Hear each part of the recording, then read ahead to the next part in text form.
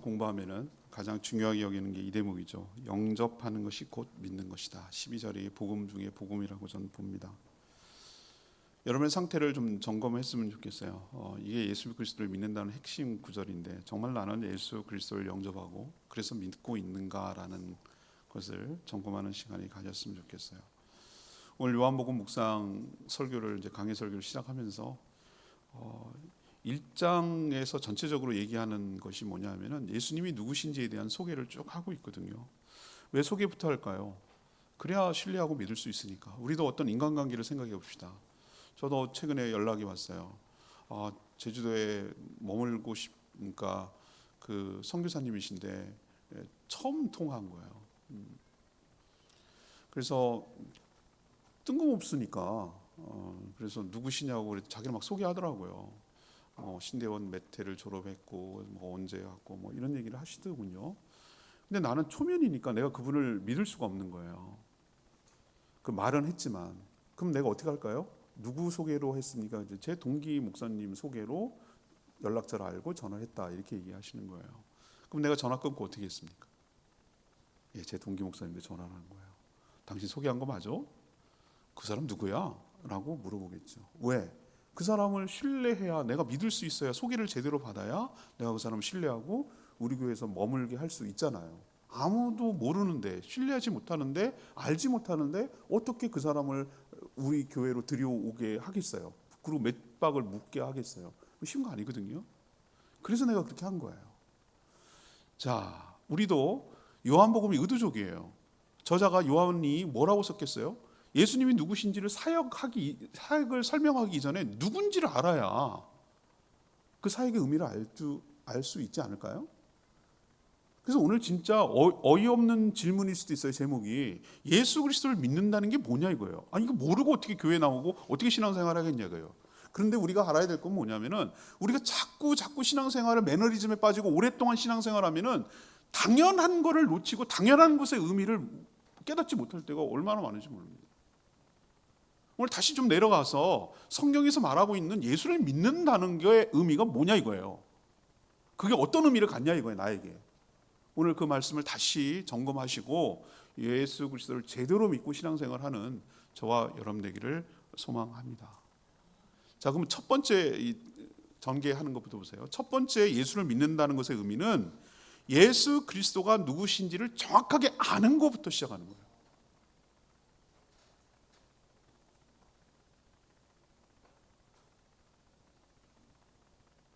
오늘 요한복음은 그 얘기를 지금 하고 있는데 첫 번째 1절을 보세요. 1절. 태초에 뭐가 있다고 그랬죠? 이 명제 하나씩이 태제 명제인데 명제. 하나하나의 문제가 진리를 지금 담고 있는 간결하게 요한복음 필체가 그래요. 이렇게 딱 논리적으로 한 문장 한 문장씩 단문 형식으로 이어져 가고 있잖아요. 근데 전부 다 하나가 진리예요. 자, 태초에 뭐가 있었다고요? 말씀이 계시니라고 그랬어요. 이 태초의 의미가 뭘까? 이 세상이 창조되기 전? No. 뒤에랑 연관시켜 보면 이 땅이 있기도 전에 원래부터라는 개념이에요. 시간으로 측정할 수 없을 때, 시간이라는 게 존재하지도 않았을 때, 그냥 처음부터예요. 처음부터. 이 태초의 개념은 창세기에 나오는 태초보다 훨씬 앞서는 태초예요. 원래 시원이에요. 원래의 의미예요. 근데 누가 있었다고요? 말씀이 계셨다고 그래요. 말씀을 계신다는 말을 하지 않아요. 말한다고 말하지. 의도적이에요. 말씀은 말의 높임말이고 인격을 부여하고 있어요. 계셨다라고 말하는 것은 인격체만이 할 수 있는 표현이에요. 살아있지 않은 것은 계셨다라는 말 쓰지 않아요. 예를 들면 돌림이 계셨습니다. 이런 표현 씁니까? 돌이 저기 있습니다라고 말하는 거지 돌림이 계셨습니다 이렇게 말하죠. 그거는 살아있는 인격체가 아니니까. 우리는 이 말씀이라고 번역을 했어요. 말의 높임말이죠. 근데 이게 원어적으로 가면은 모든 언어가 제 동기 목사님은 말레이시아 가가지고 그냥 번역하는데 일생을 바치고 헌신하는 분도 있어요. 왜? 그 사람들의 언어로 하나님의 말씀을 듣게 하기 위한 것이 자기의 일생을 헌신하는 거예요. 참 대단한 거예요. 그 사람들도 복음을 듣게 하기 위해서. 근데 여러 가지 말로 번역을 하거든요. 우리는 말씀이라고 번역했지만 중국은 도라고 길도자를 써서 도라고 표현하고 있어요. 가끔 이단 이상한 사람들 길거리 가면 도를 하십니까? 그 도 말하는 거예요. 그들은 그렇게 표현하는데 우리는 말씀이라고 표현했는데 전 여기다가 점수를 많이 주고 싶어요. 아주 잘 번역했어요. 말의 높임말, 인격.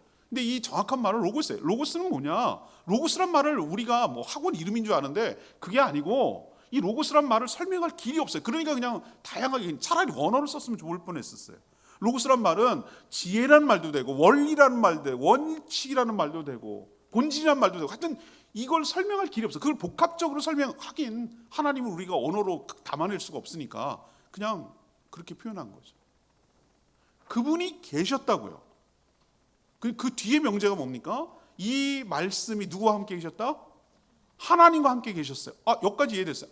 이 말씀이라는 분이 살아있는 인격체인데 하나님과 함께 계셨다, 함께 계셨다, 함께 존재하셨다.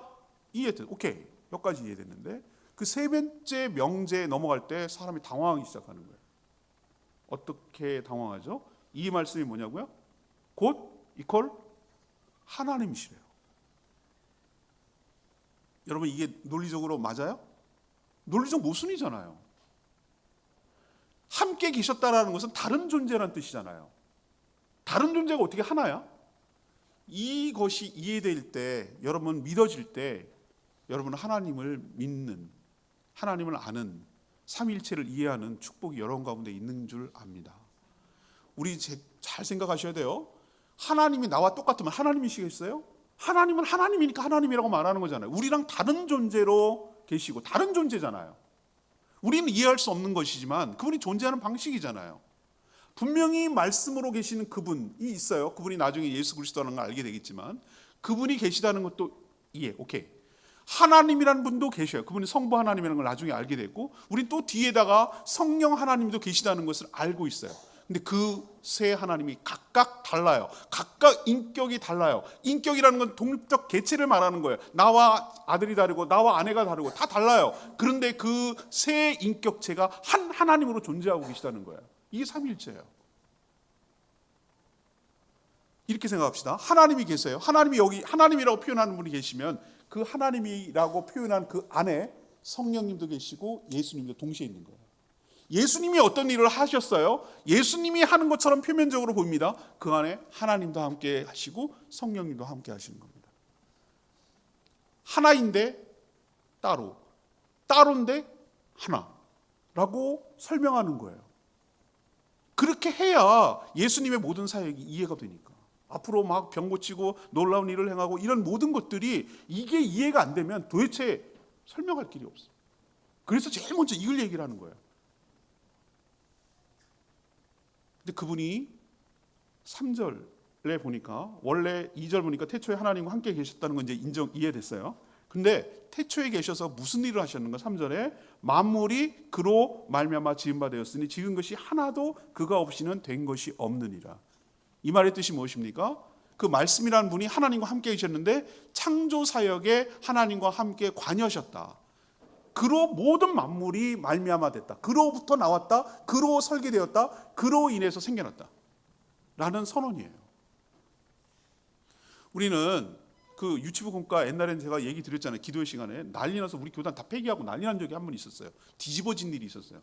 유치부에서 아이들 눈높이에 맞춰서 설명하는 것을 인간 이해를 돕기 위해서 그랬다는 건 충분히 참작이 되고 이해는 되나 교리적으로 완전히 어그러진 말을 한 거예요. 하나님이란 분이 말씀하셨어요. 빛이 있으라 그래서 말씀하셨어요. 하나님 무슨 말을 해? 여러분 생각해 보세요. 하나님 육신입니까? 육체 갖고 있습니까? 말을 하니까 워딩을 합니까? 아니죠. 그죠? 이게 넌센스란 말이에요. 근데 아이들이 그걸 이해를 못하니까 하나님 말씀하셨다는 표현을 썼는데 그게 나중에 감수 과정에서 밝혀내가지고 다 인쇄하고 다 폐기했어요. 난리가 났어요. 그 에피소드가 있어요. 큰 사건이에요. 다 버렸어요. 교재 만들어 놓고. 왜? 이 문제에 걸렸어요. 생각해 보십시오. 자, 그럼 이해되기 시작해요. 창세기와 요한복음이 서로 보완을 시키고 서로 상호 해석하게 만들어 놓으니까 창세기의 말이 무슨 말인지 이해가 되기 시작하는 거예요. 항상 구약과 신약은 같이 서로 보완해서 해석을 할 때 그 의미가 풍성하게 다가오거든요. 이제 알겠네. 하나님이 말씀으로 천지를 창조했다라고 말했어요. 그 말씀이 누구냐 이거예요. 오늘 요한복음과 관련시키면 예수 그리스도를 통해서 했다는 거예요. 여러분 믿어지십니까? 말씀이 말로 했다는 얘기가 아니라 예수 그리스도. 그래서 3절의 말이 나오는 거예요. 그로 말미암아 모든 만물이 이 땅에 창조되었고 그가 없이는 된 것이 하나도 없느니라. 그는 누구다? 창조주 하나님이다 얘기해요. 누가? 예수 그리스도가. 말씀이신 그분이. 근데 그분이 4절에 그 안에 뭐가 있었다고요? 생명이 있어요. 이 생명은 사람의 빛이다. 생명과 사람의 빛을 연결시키고 있어요. 여러분, 요한복음 한 구절 한 구절은요, 하나만 갖고도 충분히 설명해낼 어마무시한 내용이 가득가득 담겨있는 귀한 말씀이에요. 생명이 있었다. 이 생명이 뭡니까? 예수 그리스도가 생명이 있었다. 그 안에 생명이 있다라는 얘기는 뭐냐면은, 모든 살아있는 것의 출처, 모든 살아있는 것의 창조자, 모든 살아있는 것을 생명을 유지하는 것은 그분으로부터 말미암아 된다는 거예요. 그 안에 생명의 본질이 그 안에 있다는 거예요. 예수 그리스도 안에. 우리 창세기로 다시 돌아갑시다. 사람 모양으로, 흙으로 사람의 모양을 만들었어요. 우리도 찰흙 장난 많이 하거든요. 찰흙으로 이렇게 여러 가지 만들잖아요. 사람도 만들 수 있잖아요. 그러나 그건 사람이라고 할 수 없어요. 사람 모양을, 껍데기 형태를 갖고 있는 것이죠. 흙이죠. 그냥 육체죠. 그러나 그걸 사람이라고 하잖아요. 언제 사람이 됐을까? 그 코에 생기를 불어넣자 생령, 살아있는 영이 된 줄로 압니다. 비로소 사람이 된 거예요. 그 생기가 뭐냐는 거예요. 살아있는 기운? 그게 생명이에요. 오늘 요한복음과 연관시키는 생명이 그 안에 들어가자, 생명이 뭐가 본질이죠? 흙 껍데기가 본질이 아니라 생명의 원천이신 그분이, 예수 그리스도가 그 코에 생기를 불어넣자 비로소 살아있는 생명이 됐다 이 말이에요. 죽어있는 모든 사람들 역시 누구에 의해서 다시 살아날 수 있습니까? 여러분, 엘사나 나니아 연대기나 그런 거 보면은 쫙 생명이 비치면 죽어있는 것들이 다 막 살아나는 거 있잖아요. 그 생명의 기운, 그 생명이 어디로부터 오는 거냐는 거예요. 오늘 말씀을 정확하게 표현하고 있잖아요. 누구 안에? 그 안에, 예수 그리스도 안에, 말씀 안에, 말씀으로 계셨던 그분 안에 모든 생명의 원천이 그로부터 나오고, 그로부터 생명을 받고, 그로부터 살게 되는 역사가 일어나게 되는 줄 믿습니다. 좀 하나씩 설명해 나가고 있어요. 근데 그분이 뭐라고요? 참 빛이래요. 세상의 빛인, 각 사람에게 비친 참 빛이라고 말해요. 우리도 빛이 있어야 형태를 알 수 있잖아요. 빛이 있어야 알 수가 있잖아요. 깜깜하면 모르잖아요. 하나님을 어떻게 알 수 있어요? 인간의 이해를 돕기 위해서 하나님께서 빛으로 이 땅에 보내신 분이 예수 그리스도라는 얘기예요. 하나님을 어떻게 알겠어요? 우리 눈으로, 영의 세계에 살아가 있는 분들을 어떻게 우리 눈으로 보겠어요? 그런데 놀랍게도 빛의 형태로, 빛으로 이 땅에 오셨기 때문에 우리가 하나님을 볼 수 있는 은혜, 영광을 누리게 된 줄 압니다. 그래서 뭐라고 연결시키고 있죠? 말씀이 육신이 됐다 14절에 얘기하잖아요. 말씀으로 존재하셨던 그분이 정말 놀랍게도, 쇼킹하게도 사람의 몸, 우리와 똑같은 사람의 육신으로 이 땅에 오신 분이 예수 그리스도라는 얘기예요. 그러면 그분을 볼 때, 그 예수 그리스도를 보고, 역사적으로 2000년대 유대 땅에 오셨던 그분을 볼 때 한 개인 사람이라고도 볼 수 있지만, 그분을 보는 순간 누구를 보는 거예요? 하나님을 보는 거예요. 의심많은 도마가 뭐라고 그랬죠? 주님, 하나님을 보여주십시오. 그럼 내가 믿겠습니다 라고 의심많은 도마가 했을 때 예수님이 뭐라고 했어요? 나를 본 자는 하나님을 봤거늘 어째 자꾸 하나님을 보여달라고 하느냐. 이 말 속에 무슨 무시한 진리가 담겨 있어요? 귀한, 그 얘기는 뭐죠? 나를 본 사람은 하나님을 봤다. 곧 내가 하나님이야 라는 의미거든요.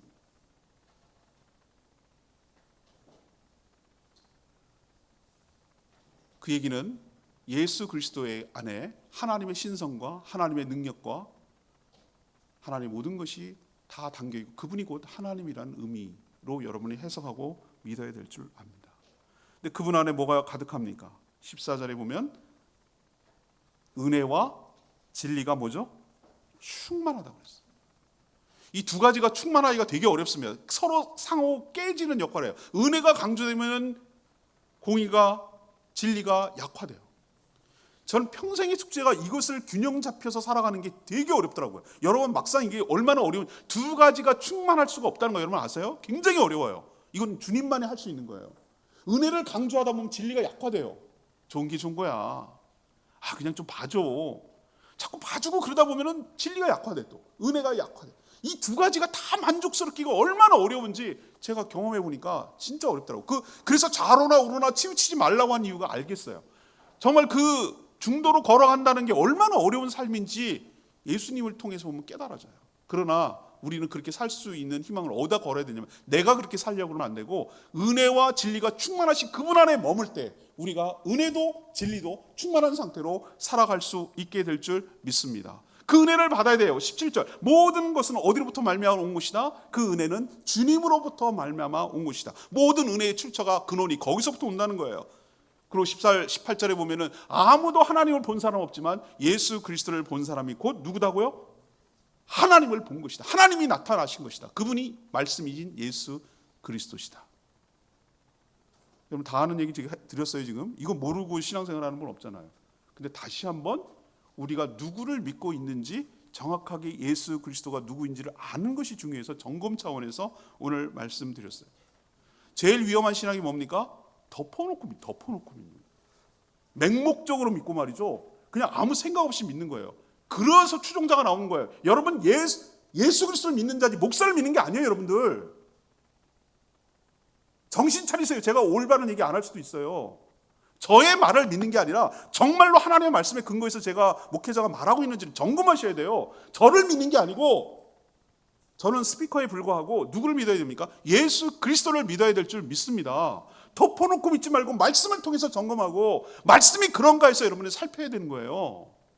말씀을 통한 예수 그리스도를 믿는 거지 말씀을 전하는 메신저를 믿는 게 아니란 말이에요. 그래서 제가 여러분 말씀을 전할 때 우리 교회는 뭐라고 항상 강조를 합니까? 성경 펼쳐놓고 설교를 들으시라. 왜 그러죠? 어딘지를 확인하시라 이 말이에요. 저는 항상 막 여러 가지 막 무슨 뭐 예화 들고 뭐 신변잡기적인 얘기 거의 안 해요. 말씀으로 충분합니다. 말씀의 능력이 있는 줄 믿습니다. 그냥 말씀 따라가면 돼요. 말씀 자체에 하나님의 능력이 있어요.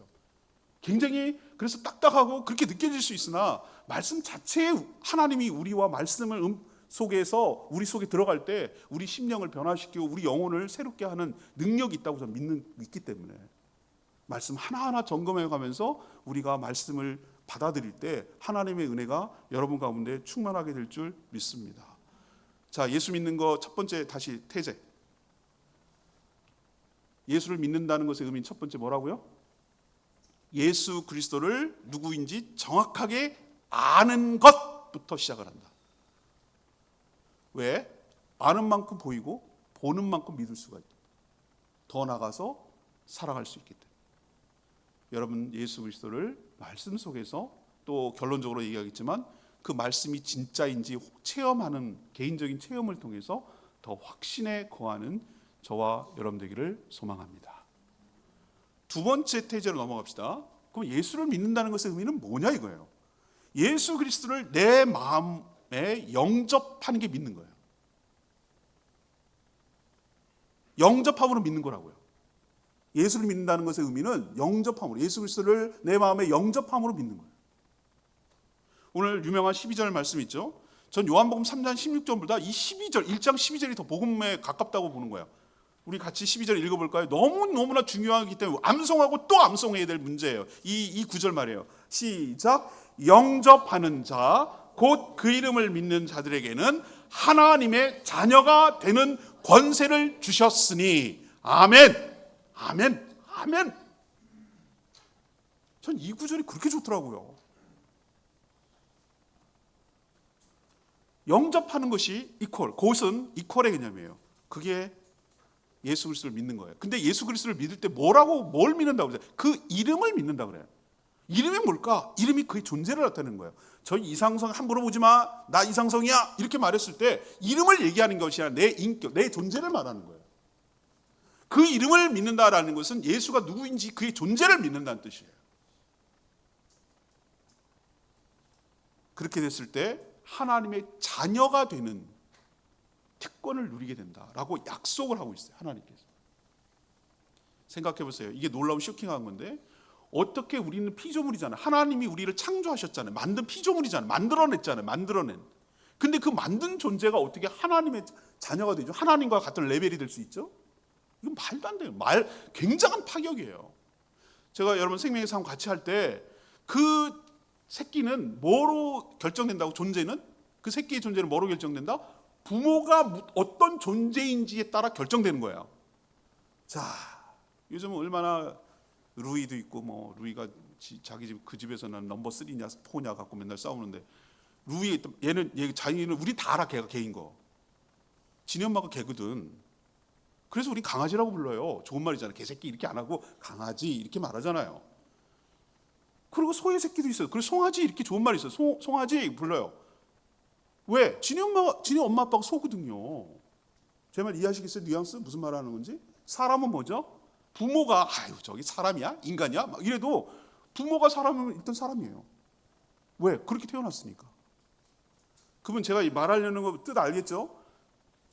새끼는 뭘로 결정된다? 부모가 누구냐에 따라 결정되는 거예요. 존재는. 우리는 사람에 불과해요. 피조물이라고. 그러나 하나님이 우리를 거듭났어요. 성령으로. 여기서 이제 성령님이 등장합니다. 성령님께서 우리를 낳아주셨어요. 우리를 영으로 낳아주셨어요.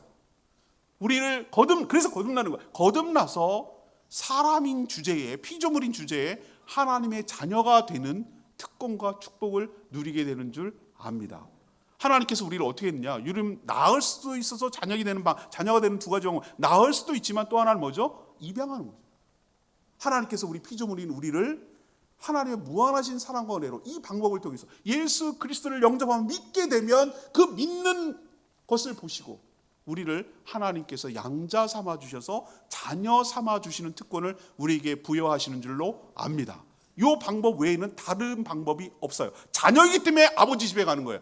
우리가 뭘 했기 때문에 천국에 가는 것이 아니고 천국이 아버지 집인데 하나님이 계신 곳이 어딘지는 우리는 몰라요. 그러나 가장 좋은 곳이에요. 가는 방법 딱 한 가지예요. 우리가 뭘 해서 가는 게 아니라 자녀가 됐기 때문에 자녀의 특권, 오늘 자녀 얘기잖아요. 자녀의 특권으로 하나님 아버지가 계신 곳에 가는 것이고 하나님 아버지가 누리는 모든 것들을 내가 다 누릴 수 있는 것이 내가 자녀가 됐기 때문인 줄 믿습니다. 이게 구원의 의미예요. 영접의 반대말이 뭡니까? 박대하고 멸시하고 거절하는 거예요. 영접은 뭡니까? 환대하고 수용하고 맞아들이는 거죠. 예수님을 누구로 이름이 존재라고 그랬어요. 예수님이 나의 죄악에서, 사망의 권세에서, 죽음의 권세에서 도저히 헤어날 수 없고 그 안에서 죽어가는 나를 끄집어내어 주신 구세주, 구원하여 주신 분이 예수님이십니다. 그동안 내가 마귀를 주인으로 삼고 우상을 주인으로 삼고 나를 주인으로 삼아서 지금까지 인생을 살아왔는데 그 주인 다 회개하고 걷어치우고 이제는 예수님이 나의 주인님으로 맞아들입니다. 두 가지로 맞아들여야 돼요. 이분이 나를 건져내 주신 죄와 사망과 사단의 권세로부터 죽음의 권세로부터 나를 끄집어내 주신 구세주. 그리고 이분이 나의 모든 생사 여탈권을 갖고 있고 심판권을 갖고 있고 날 죽이든 살리든 생명을 주든 모든 것들을 나를 다 관장하고 장악하고 나의 주인님으로 맞아들이는 거예요. 그분을 구세주와 주인님으로 맞아들이는 거. 이게 영접이에요. 그때 비로소 내가 내 안에 계신 그분을 주인님으로 모실 때 그 주인님을 신뢰하고 그 주인님을 의지할 수 있는 삶이 사라지는 것. 이걸 신앙생활이라고 그러고 거듭났다라고 말하는 거예요. 요 대목이 안 돼가지고 오랫동안 신앙생활 해가지고 신앙생활하는 사람 굉장히 많아요. 영접을 안 했거든. 믿지를 않거든. 영접한 적이 없어요. 영접한 척만 한 거지. 그걸 어떻게 드러납니까? 그 안에 주인님이 계신데 주인의 말을 안 들어요. 그거 안 믿는 거예요. 영접한 게 아니에요. 하나님의 자녀가 된 게 아니에요.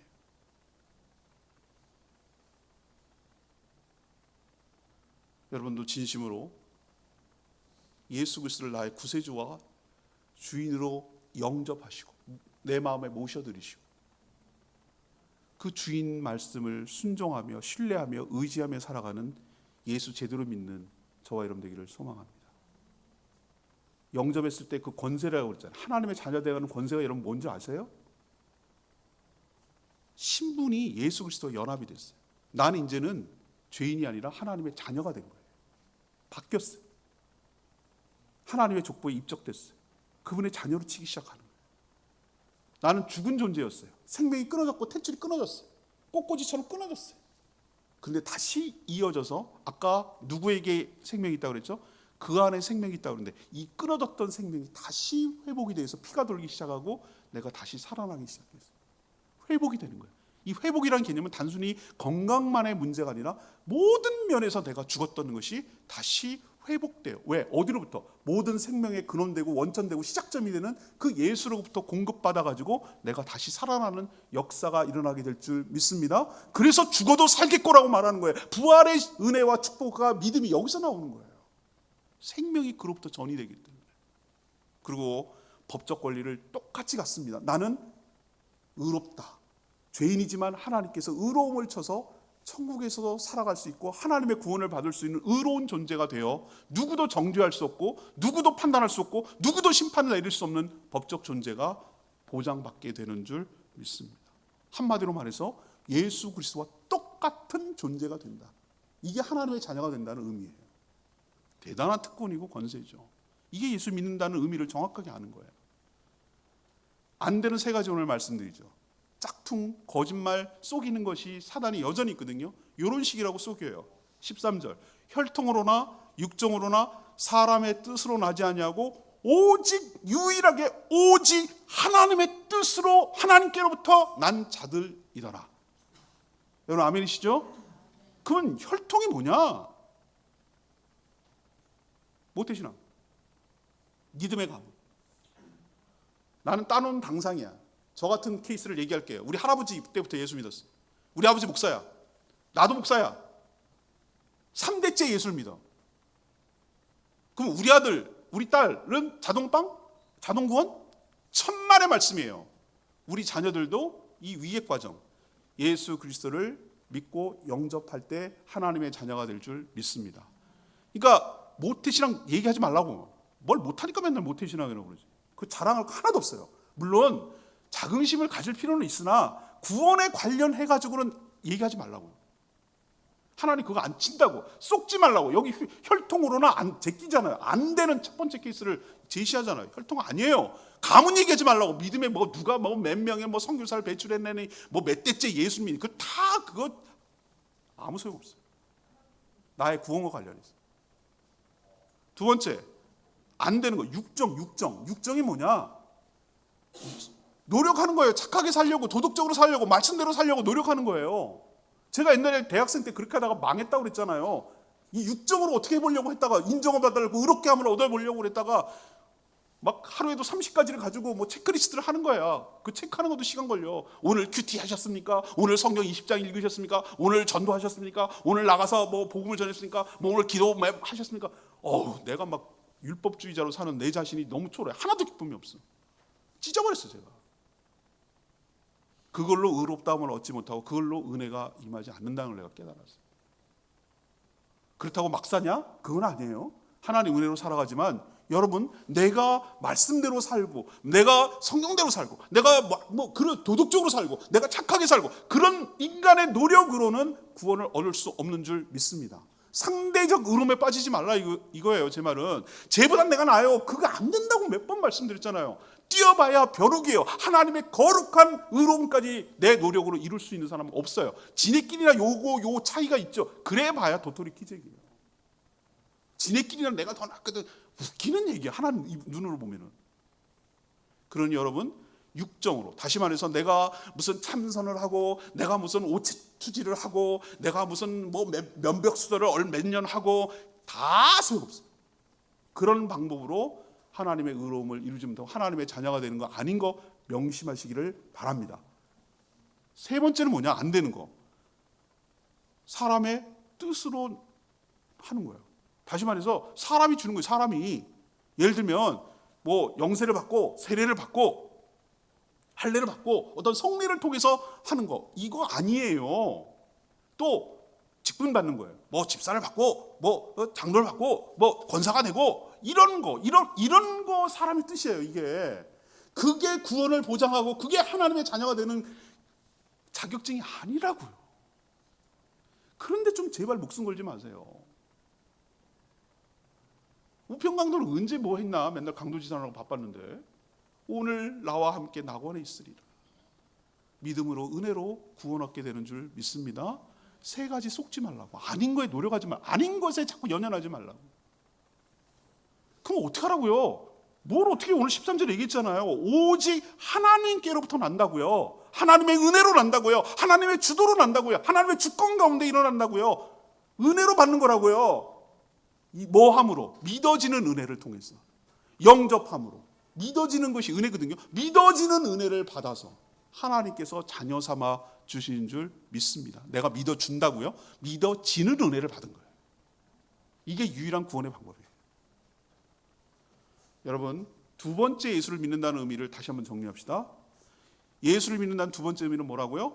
예수 그리스도를 내 마음에 영접함으로 그분을 믿는 거예요.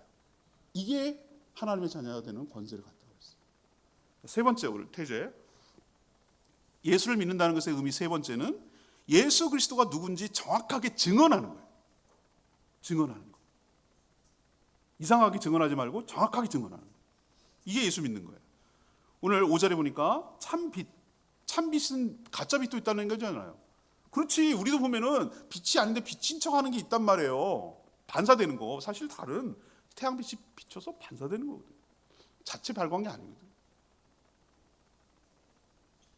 근데 거짓이 마치 참빛인 것처럼 있기 때문에 참이라는 표현을 앞에다 붙여놨는데, 그 진짜 빛이신, 그 아까 4절로 넘어가면 생명이 있고 이 생명이 사람의 빛이라고 했는데, 예수 그리스도만이 참 빛인데 그 안에 생명이 있는데 그 빛이 자기가 창조한 땅에 오셨단 말이죠. 비춰졌단 말이죠. 근데 5절에 보면 뭐라고 그랬어요? 깨닫질 못하는 거예요. 이 어리석은 무지몽매한 인간들이 너무 오랫동안, 우리도 뭔가 오랫동안 근육을 사용하지 않으면 그 근육이 퇴화돼 버리잖아요. 오랫동안 심해에 있던 물고기는요, 눈이 퇴화돼가지고 안 보이는 거예요. 빛이 필요 없으니까. 어둠 속에 너무너무 오래 있어가지고 빛의 기능, 빛을 볼 수 있는 기능이 사라져버렸어요. 너무 오랫동안에 죄악 가운데 살아가다 보니까 빛이 왔음에도 불구하고 빛을 감지를 못하는 거예요. 예수님이 이 땅을 창조한 분이고, 그분이 오너고, 그분이 창조주고, 그분이 지혜이고, 그분이 생명이 있고, 그분이 빛인데도 불구하고, 실체가 딱 나타나는데도 불구하고 몰라봐. 이 어리석임이 뭐죠? 옆에 있는데도, 앞에 나타나는데도, 말하는데도 몰라봐. 이런 무지가 그때만 있었겠냐고요. 지금도 있는 거예요. 지금도 똑같이. 가까이 우리 가운데, 빛 가운데 오셨는데도 불구하고, 비쳤는데도 불구하고 깨닫지 못해. 그래서 하나님께서 어떻게 합니까? 인간의 언어로 인간에게 얘기할 수 있는 사람을 보낸 것이 오늘 누구라고 그랬어요? 6절. 하나님께서 이 빛을 증언하기 위해서 누굴 보냈다? 사람을 보내는데 그 사람이 누구라고요? 요한이라고 부르는 세례 요한이었다. 하나님의 지혜예요. 하나님의 방법이기도 하고요. 우리 같으면 짜잔하고 빛이 쫙 비쳐가지고 뭐가 새로우고 신선한 방법으로 이 빛의 존재감을 들게 해서 이 빛 가운데로 나오게 하는 방법이 있으면 좋겠는데, 이 무지몽매한 인간들이 못 깨닫네. 너무 격차가 있으니까. 그래서 인간이 인간의 언어로 직접 사람이 사람의 말로 증언하는 방법을 취하셨어요. 그 방법이 세례 요한이에요.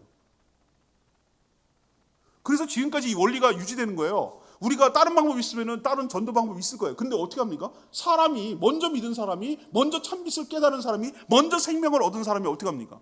다른 깨닫지 못한 무지한 사람에 가서 이분이 참빛이야, 이분 안에 생명이 있어, 그를 영접하면 믿으면 하나님의 자녀가 되는 권세를 주신대 라고 뭐 해야 되죠? 증언하고 얘기를 해줘야 되는 거예요. 이 방법을 지금도 취하고 있는 거예요.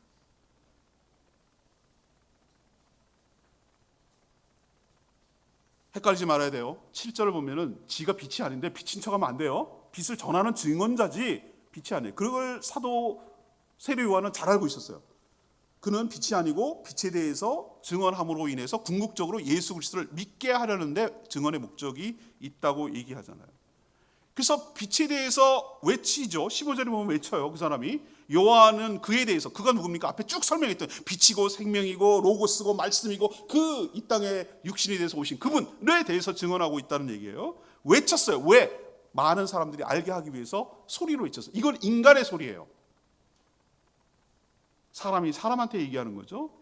이가 나보다 앞선 것. 사실 6개월 뒤에 태어났습니다. 예수님은. 세례 요한이 어떻게 했습니까? 사가랴와 엘리사벳을 통해서 먼저 임신하고 마리아가 뒤늦게 임신했기 6개월 갭이 있기 때문에, 야, 요즘 쌍둥이 5분 차인데도 지가 먼저 낳았다고 형이라고 그러잖아요.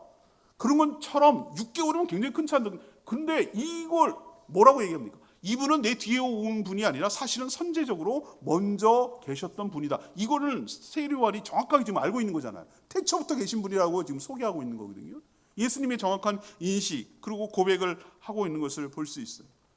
그리고 16절에 보면 그에게 뭐가 있다? 은혜가 있다.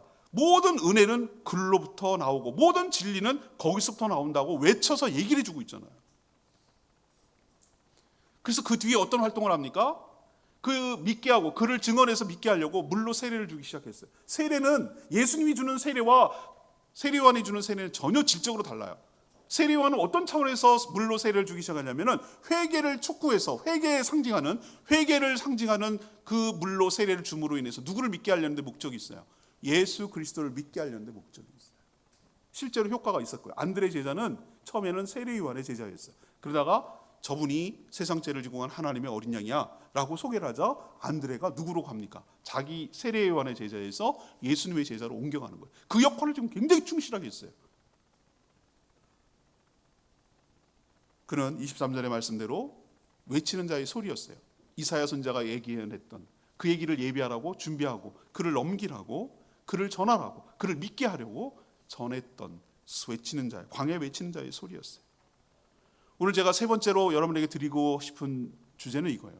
정말 여러분이 예수 그리스도를 믿는다면 정확하게 다른 사람에게 예수님에 대해서 소개하고 전하고 증언할 수 있어야 돼요. 가끔 안 믿는 사람이 물어봅니다. 여러분에게 당신이 믿는 예수는 누굽니까? 진짜 궁금해서 그러는데 당신이 무엇 때문에 예수 그리스도를 믿습니까? 이렇게 질문이 훅 들어왔어요. 근데 내가 정확하게 알고 믿지를 못하고 있어. 어버버버거리고 더덕 버벅거리고 설명을 못해. 이 얘기는 뭐냐? 앞 단계, 위의 단계 안 했다는 얘기예요. 예수 그리스도가 말씀을 통해서 누구신지를 몰랐다는 거, 알려고 하지 않았다는 거. 두 번째 단계, 더 심각한데 예수를 믿지 않았다는 거, 영접하지 않아서 믿지 않고 내 마음에 모시고 있지 않다는 거예요. 내 안에 계시면 내가 알거든요. 그걸 안 믿기 때문에 내가 소개를 할 수가 없는 거예요. 내가 알지도 못하고 내가 믿지도 않은 존재를 얘기한다? 피상적이에요. 그냥 상식선에서 얘기할 수밖에 없어요. 왜 이런 일이 벌어지는가? 전하지 못하는 이유는 알지 못하고 믿지 않기 때문이에요. 내가 정확하게 알면 나의 인식 수준에서 내가 믿고 있는 바를 다른 사람에게 증거하게 돼 있어요. 아니 우리 이거 가끔 교통사고 목격자를 찾습니다 할 때 그 사람에게 뭐 대단한 지식을 요구해, 학벌, 대졸 이상, 연봉 몇천 이상 그걸 요구합니까? 아니요. 그 사람에게 요구하는 것은 현장을 목격하고 정확하게 진술할 수 있는 사람을 요구하는 거예요. 여러분에게 증언을 요구하는 것은 대단한 걸 요구하는 게 아니라 여러분이 믿고 있는 그분이 누구냐고, 그거에 대해서 묻고 싶잖아요. 묻잖아요 지금. 근데 대답을 못한다? 나는 제대로 믿는지 한번 점검을 해봐야 된다는 뜻이에요. 오늘 다시 이제 주제로, 제목으로 넘어갑시다. 예수 그리스도를 믿는다는 게 도대체 뭐냐 이거예요. 우리 맨날 입으로 당신 예수 믿습니다, 저는 예수님을 믿습니다, 이렇게 늘상 입으로 얘기하고 살잖아요. 근데 예수를 믿는다는 것의 의미도 모르고 예수를 믿는다고 하면 안 되죠. 그래서 오늘 예수를 믿는다는 것의 의미를 다시 한번 기초적이고 기본적인 것인데 요한복음을 따라가면서 하나씩 점검해 나가는 거예요. 첫 번째 뭐라고 그랬어요? 예수 그리스도를 제대로 정확하게 아는 것. 이건 한 번에 몰라요. 제가 경험한 바에 의하면은 한 번에 조금씩 알아가는 거예요. 우리도 사람이 그 사람을 알려면 시간이 좀 걸려요. 그 사람의 성격이나 그 사람의 뭐 이런 것들. 집사람 뭐 결혼 올해가 33주년. 뭐 오래 산 분에 비하면 아직 세 발의 피지만 어떻게 우리가 이렇게 살았지? 막 이러면서 서로 얼굴 쳐다보면서 웃는데, 근데 제가 있잖아요. 가끔 아내한테 놀래요. 내가 여태까지 모르는 면을 저런 면이 있었다고? 물론 늙어가서 새로운 면이 나타나긴 하지만, 근데 그 모습 보고 놀래요. 아마 저 사람은 나를 깜짝 놀랄걸요. 저 사람한테 저런 면이 있었나? 그럴걸요. 평생 알아가는 것 같아요. 근데 그 사람의 사전에 대한 지식도 있지만 플러스 경험이 쌓여야지. 전 여러분에게 예수 그리스도를 알아가는 것이 지식적으로 인포메이션으로 말씀을 통해서 알아가신 것이 먼저 있긴 있어야 돼요. 그게 선제적으로 있어야 돼요. 그러나 말씀에 근거하지 않는 예수 그리스도에 대한 이야기는 위험해요. 그래서 말씀을 힘써 알고 그 안에서 나타난 예수 그리스도를 아는 것, 여기서 그치면 안 돼요. 어디까지 나가야 되는가? 그 말씀이 나에게 적용이 돼서 진짠가? 그 말씀대로 그분은 그렇게 하는가? 내가 인격적으로 개인적으로 내가 체험을 해야 돼요. 그 말씀을 체험할 때 확신이 생기는 거야. 진짜네. 그분이 맞네. 그분이 생명이었네. 그분이 빛이었네. 그분이 말씀이었네. 그분이 지혜였구나 라는 것이, 그분이 먼저 계셨구나, 그분이 나를 구원하신 분 맞구나라는 것이 남 얘기하듯 하는 게 아니고 성경 속에 있는 성경 구절이 아니고 진짜로 나에게 적용이 될 나의 경험치가 될 때 그걸 비로소 뭐라고 그런다? 예수님을 안다라고 말하는 거예요.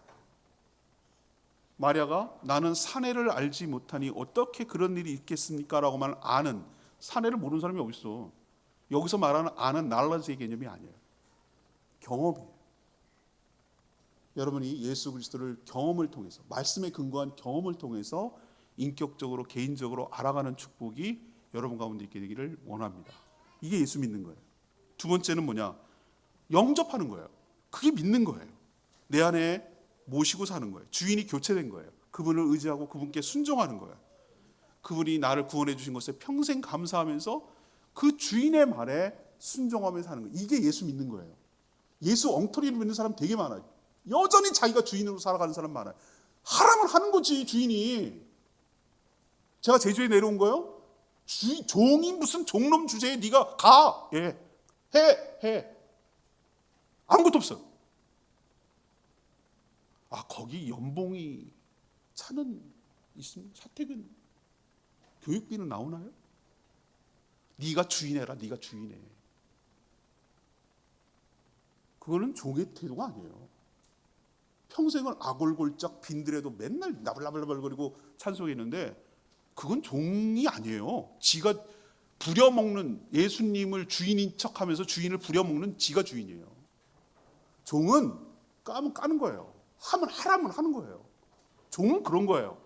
근데 그럼 난 뭐야? 나는 맨날 소모품처럼 이용해왔다가 버림받는 그런 존재야? 아니요. 근데 그 주인이 참 좋은, 나를 위해서 생명을 던지고 나를 건져내신 분이에요. 그렇게 우리가 주인, 종, 세상의 너무 논리에 우리가 취했기 때문에 정말 갑질하는 것에 막 학을 띠고 그렇기 때문에 주인 그러면 막 싫어해요, 우리는. 그러나 주인도 주인 나름이에요. 세상의 주인과는 전혀 다른 주인. 나를 위해서 목숨을 내어놓는 분. 나라면 뭐든지 할 수 있는 그 주인. 내가 행복하기를 바라는 그 주인. 내가 잘 되기를 바라는 주인. 나와 좋은 관계 속에서 살기를 바라는 그 주인. 나의 모든 삶을 책임져 주시는 그 주인.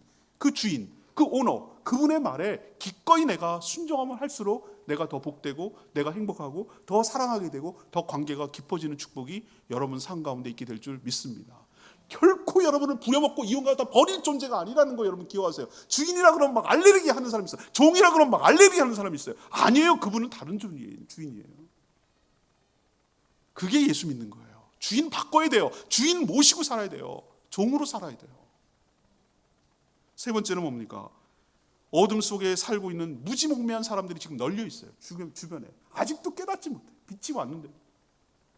그런 사람에게 복음, 곧 빛을 증거하고 그분을 증언해서 그를 믿게 하는데 광야에 외치는 자의 소리로서 빛으로 나오도록 인도하는데 나의 일생을 걸 때 이 사람이 진짜 믿는구나. 진짜 예수를 믿는 거구나. 소개하고 있네. 증언하고 있네.